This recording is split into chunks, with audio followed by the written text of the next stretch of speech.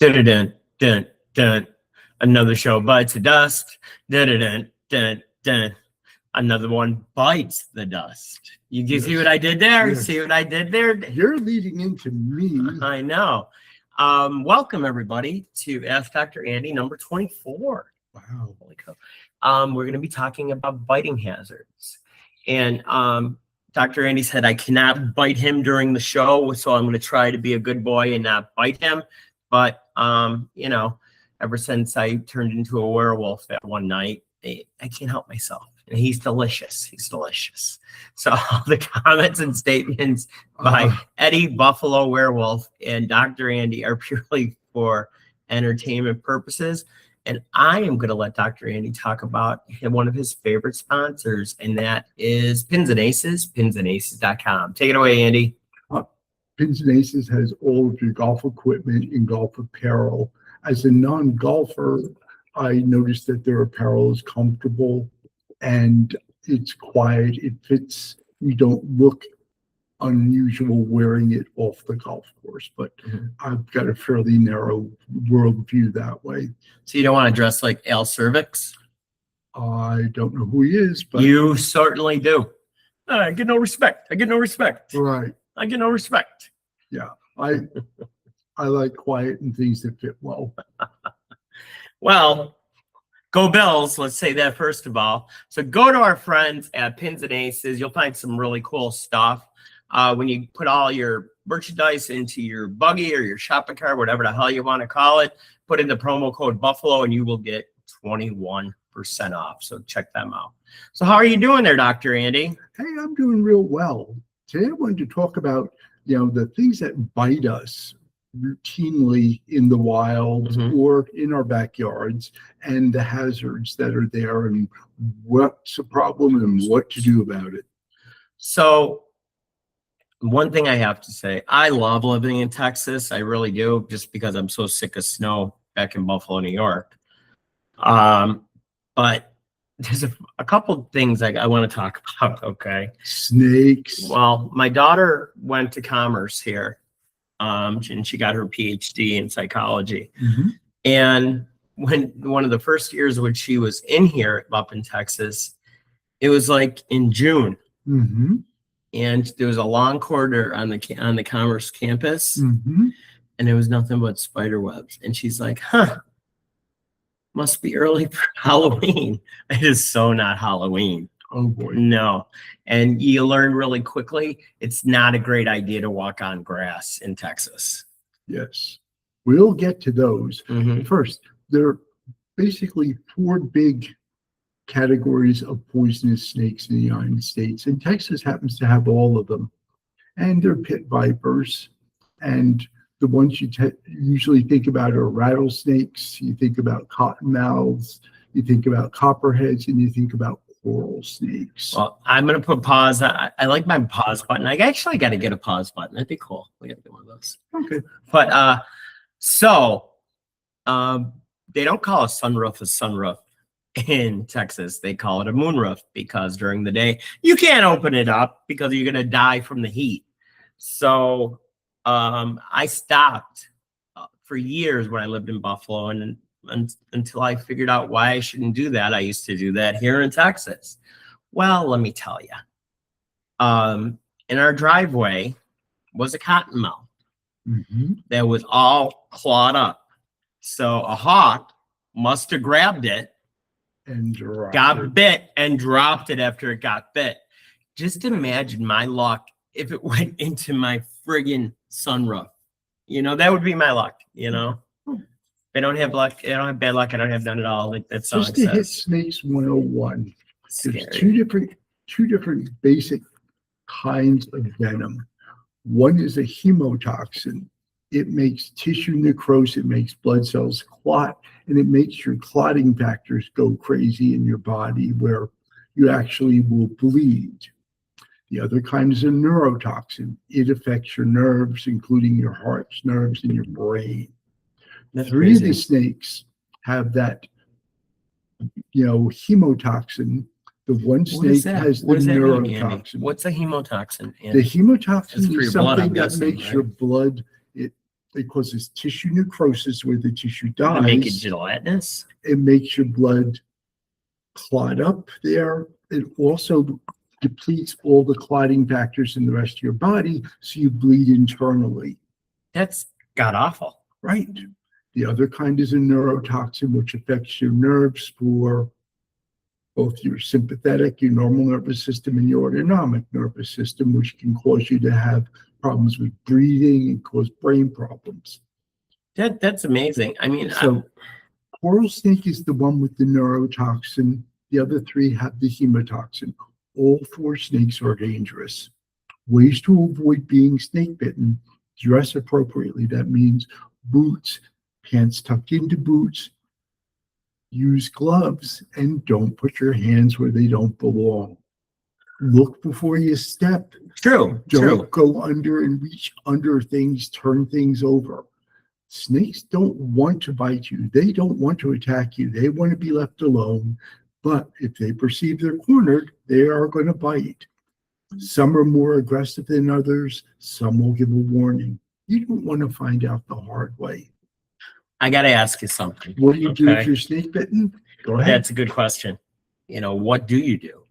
Number 1, you call for help. You don't drive yourself. Number 2, you get the wound washed with soapy water as fast as you can and cover it. Number 3, you take a picture of the snake, or if it's been killed, put it in a bag safely and bring it so they know what bit you. Sure, that makes sense. That makes a lot Better of a sense. picture than to bring it, but you want to identify it.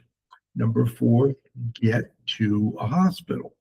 So it's funny that we're talking about Texas, but I was watching a video in Florida. They're having a huge problem that the python population has gone up 95% They're in not the venomous Everglades. snakes, but any bite can get infected. That's crazy, because people would get them as pets and let them out. And it's the same environment. So you're from New York City area originally. And I'm not being a smart ass, but Please be. years ago, they said there were alligators in the sewers. Do you have anything? Did you ever hear any stories about that growing up? No, that's Just bullshit. Yes, thank you. Okay. That's it. I thought it was interesting because I remember watching Leave It to Beaver, and they were growing a alligator in their toilet tank. Usually it's a caiman, not an alligator. A baby caiman looks very much like a baby alligator. They just stop growing at a certain point, much smaller. That is just crazy. Now I'm a couple things, and we ask some questions about snake bite. We like talking. Well, I kind of don't want to ask about a snake bite if I can. Can I ask about something else? Sure. So goat bite. Scorpions. Okay. Now, have you ever seen a scorpion in your dwelling? I have not. Well, let me tell you. Before we even started hanging out together, I was in an apartment not too far away from here, and it had all hardwood floors that were very dark. And I thought there was a twig on the ground in my kitchen, and I almost picked up a scorpion. Okay, it's gonna hurt like hell. I've talked to people that have actually been stung by scorpions. You're not going to die right away, but I'd get to the hospital immediately. Yeah, and like Andy said, grab that thing so they know what you have. It's a hemotoxin that they use that causes tissue necrosis, and it's typically in a mature adult not going to be fatal, but it can cause damage to whatever it does envenomate and sting. They do have an anti-venom for some of the scorpion bites, just like with the snake bites, they have some anti-venom. Not every emergency room has it, but they can call and obtain it or get you where you need it. See, what's crazy to me is I thought, you see him like on TV, big scorpions. This is a little itty bitty guy, and he's still going to sting the crap out of you. You know what I mean? So I am super duper allergic to cats. So there was some stray cats, and she had a litter and I started feeding them. Do you know why? That they eat the scorpions. They eat the scorpions. They don't eat them. They suck everything out. I'd find outside like flattened scorpions, just the husk. How the hell they don't get hurt or stung or anything like that? That's just amazing to me. You didn't know that, did you? Look at that. I know some stuff. Okay. Hey, if I went through it, I know it, right? Yeah. Let's go back to Dr. Andy's snake bites. Hmm. Okay. Now, I remember seeing, I don't know, you always thought snake bites was a big thing when you were Tourniquet younger. is not something you do. You don't cut the thing and try to suck the venom out. Oh, that's a That's a all- fallacy That's from all TV. fallacy. You know? Wash it. Get the person to care. Don't let the person drive, because people will have some central nervous system effects from snakes occasionally, or What if you're by cardiac yourself effects. and there's nobody around? Well, then you And you're best shit get, out of luck. you Yeah. best get on your horse and get going and call for help. That's pretty amazing, because I remember seeing like in like videos where the snake would go down on like whatever this mesh things, and they would actually milking Oh yeah, they the do. snake to That's how get the they make- toxin out. That's You how they know, make antivenom. it's amazing. Antivenom itself is not a wonderful experience, because a lot of people are very allergic to antivenom. Really, what does it look like if you have allergic reaction to that stuff? Hives. Anaphylaxis and Oh, hives. wow, that's ugly. It's not a good thing. That's ugly. It can be the lady or the tiger, that way. That is bad. And I don't know if anybody's ever had a situation that was life-threatening, but I used to go to a seafood place back in Buffalo, New York, in Williamsville. There are people who have very strong allergies. And we went to there, and it was a po' boy boil where you got everything. You got lobster, you got crawfish, you got everything. Delicious. And we went to a tavern afterwards, and I came out of the bathroom and I said, there's something wrong with my tongue. Yeah. And and that was a really scary it's called thing. angioedema. That's just scary as hell. And it didn't hit me right away. Is that how snake bites are, or are they a little bit different? Very different. Mhm. Totally different thing. When they bite, their venom causes the tissue they bite to die, and that dead area extends. And that never comes And back? Well, you can have it debrided, and then That's gotta you're hurt like going to hell. grow new tissue, hopefully. It's Kinda not like going to me. look the same. And the venom goes through your lymphatic and your blood system elsewhere, causing your blood with the hemotoxins, causing your blood to clot inadvertently, and you deplete your clotting molecules then, and you'll That's bleed. awful.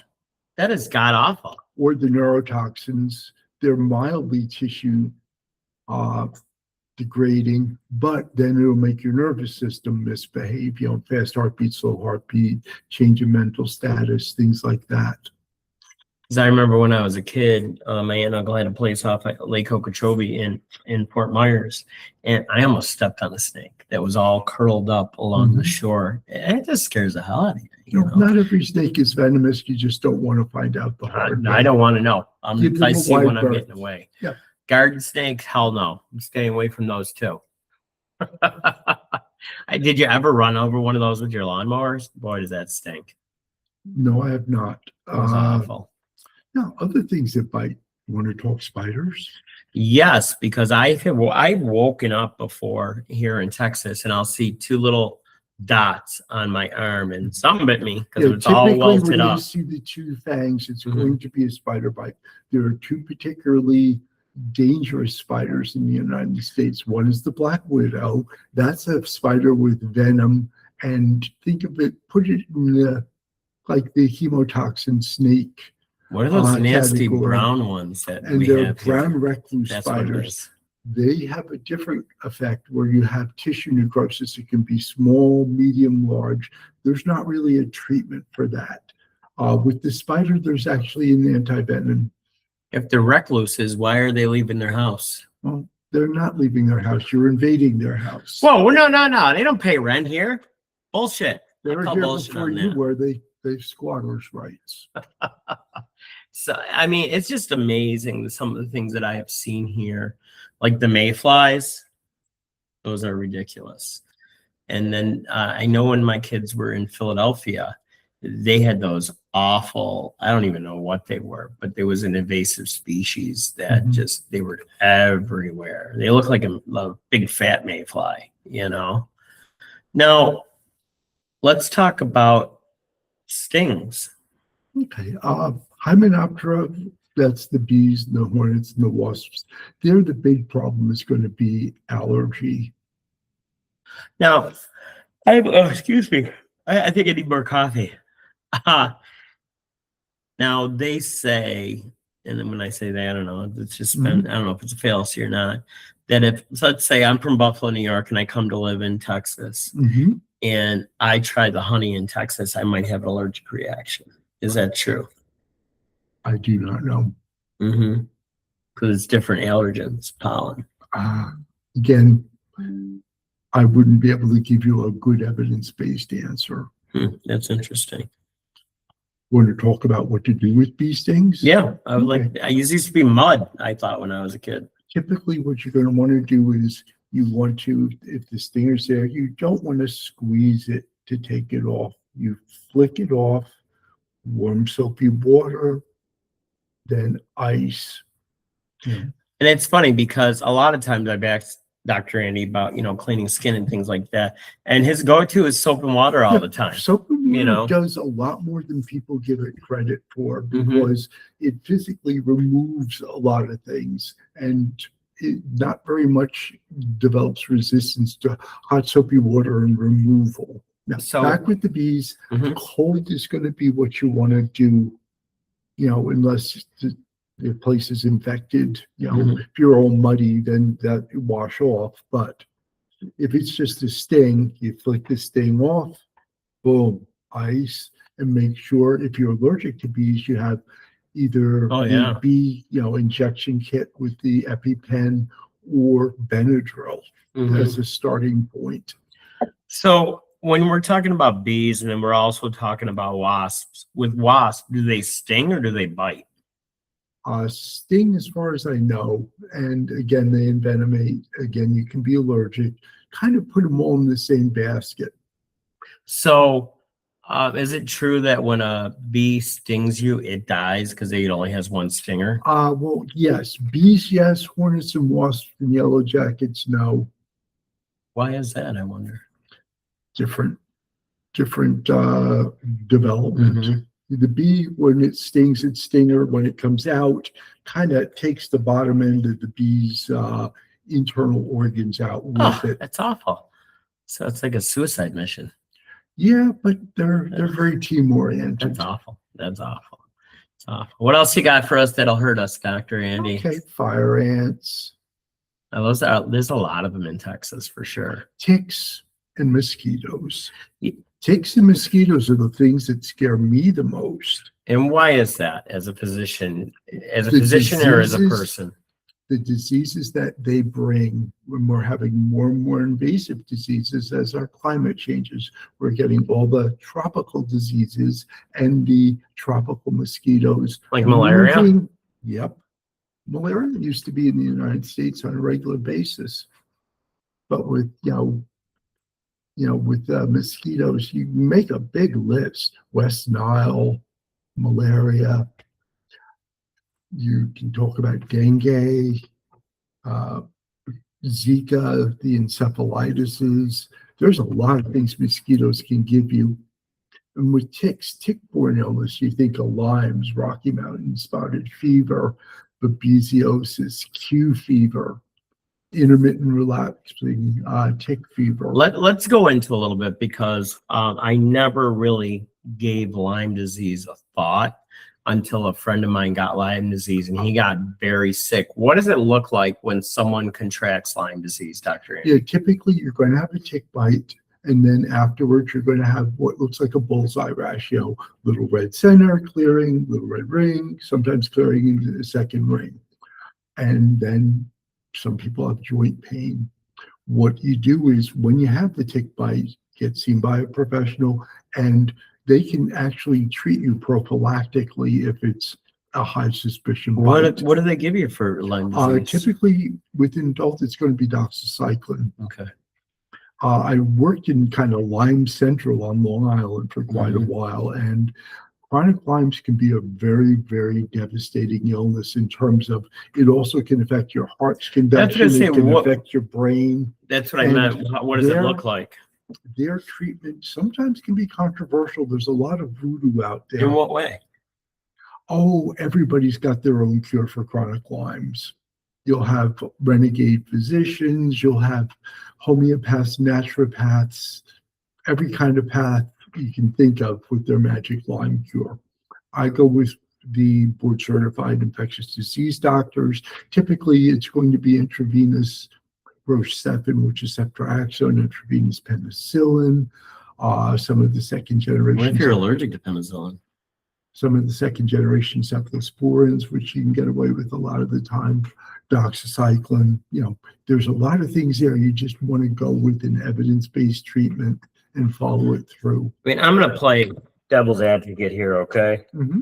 Say you're treating someone Mm-hmm. and you don't realize they have a penicillin allergy or a sulfa-based allergy. What are you looking for, and how do you know that's what's going on? There's not really a warning ahead of time that you can look for, hey, I've got a penicillin allergy. Typically, they'll have a prescription for amoxicillin or Augmentin or one of the penicillins used commonly for strep or something like that.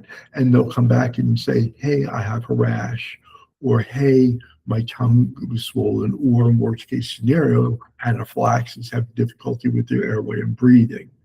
What is the difference between a penicillin reaction and a sulfa reaction when you're talking about treating it for something else? You can have all of the above with the sulfa reaction. People with sulfa reactions will tend to have more very life-threatening dermatological skin manifestations where they can have Stevens-Johnson and actually kind of shed their skin. Oh, that's And we awful. don't think of it, but your skin is your largest organ system, and without it, all your body fluids go See, out. unfortunately, I never had a sulfa, not disease, a sulfa reaction Mhm. until my doctor gave me 2 different pills with sulfa in both of them. Mhm. And it was so bad, my head blew up. Mhm. I went downstairs to use the bathroom, and my feet were itchy. And huge. And you know how they have like the metal thing in between like rooms, the threshold?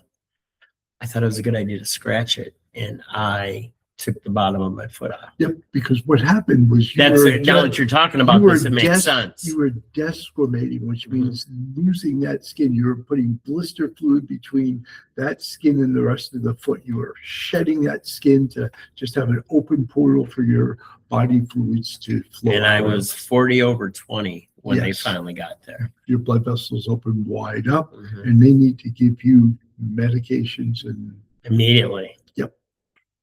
It's amazing because we're talking about things that can hurt you that you don't know of. And even when you think something's not going to hurt you, unfortunately, accidents happen like that. Mhm. And it's like you don't know until you know. Yep. That's what sucks about it. and that's where seeking attention when you have a problem comes in. I'd much rather deal with a live chicken than a dead hero. Just personal preference as a practitioner. If you have a problem, get it checked out. There's so many people that they put it off, but it's mostly us guys. Men are the worst, but it's fairly equal opportunity. Mm-hmm. I have no words. So what else you got that's going to bite us? What about dogs? Okay, do you want to talk about rabies? I in dogs? do, Okay. because I remember. certain bites are more rabies prone. Now, if you look at the whole world, dogs are the biggest rabies vector. You look at the United States. Not raccoons? I always thought raccoons were like the worst. No, if you look at the United States, that number is way, way down. Your chances from a dog are significantly less than the rest of the world. Things that you want attention right away, if you handle bats, any kind of close that's contact supposed with to a be bat, bad. because you don't know that you've been bitten. They have little tiny bangs. I mean, even That mandates you getting evaluated and getting rabies treatment.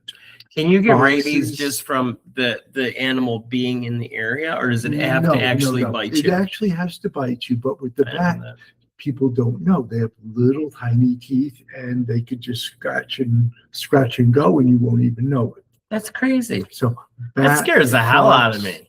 Bat, fox, raccoon are very well-known vectors of rabies. With dogs, the procedure is if you're dog bitten, you find out if the dog has been vaccinated, find out is it feral or wild. The dog needs to be observed. And if the dog has problems, then you need to do the rabies series. I was going to say, let's look at You what that initiate- looks like. You don't initiate the rabies series immediately. If you've got a dog you can observe that looks well. But if you just some stray that bit you and ran away, Then- what does the treatment look like, Andy?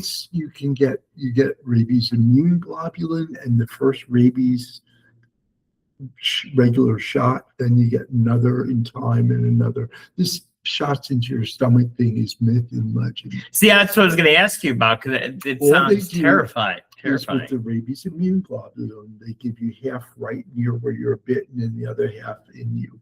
Now, when someone contracts rabies, what are the other symptoms that you're going to be looking at that you have a problem? Rabies is almost universally fatal in humans. 2 people have lived through untreated rabies. That's incredible. I never knew that. All time, and they can't explain Scares the why. hell out of me. Rabies will kill you. And by the time you're having central nervous system symptoms, you're out of luck. What about cats? Can cats carry Cats rabies? can, but they're much less frequent. Much less frequent. And cats are rabies vaccinated also. How about some beaver? Because I bit some beaver, but I've never had a beaver bit me. I would have to look in my reference material there. Hey, I got to be a smart ass eventually, Dr. Andy. Well, this has been really interesting. You got 2 minutes left. Is there anything else you'd like to talk Sure. about? Dog and cat bites, hot soapy water, wash them out, keep an eye on it. Cats have pastorella multicida in their saliva, so you need certain antibiotics with cat bite infections. Is there a chance of getting rabies from just getting scratched? It's less likely. I mean, especially if they've been licking their paws. It's really less likely. That is crazy. So basically, unless you're Ted Nugent, you don't want any cat scratch fever. Oh boy, I knew we were going there. I knew it was coming. You have to admit, I set you up well. Cat scratch fever.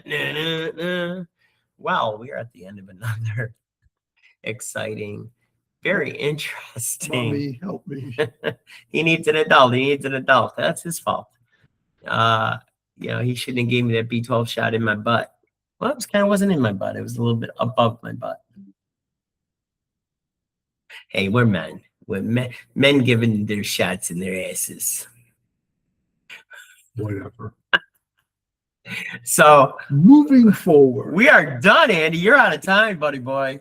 That's are it. we We're gonna cutting you just off. keep fighting? No, not yet, because we're going to tell everybody that if you like working with people that just like you, have the same values that you do, have the same passion for life, and love your children as much as we do ours, we are definitely the people to deal with and work with. Well, deal with sometimes, yes.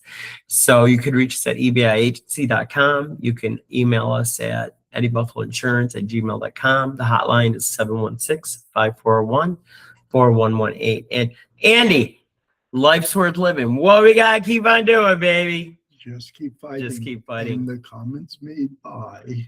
Oh, we did that already. That's You at the did? beginning of the show. We'll do it again because, Casey, because he doesn't believe me. All the comments and statements by Eddie Buffalo and Dr. Andy are purely for entertainment purposes and a whole lot of shizzy. He is the entertaining one. Gotta have some. You gotta have a yin and a yang. Yes. Am I the yin or am I the yang? I am the worst. I'm Polish. So am I. Take Yeah. care, everybody. Bye. Thanks for being with us. See you next week.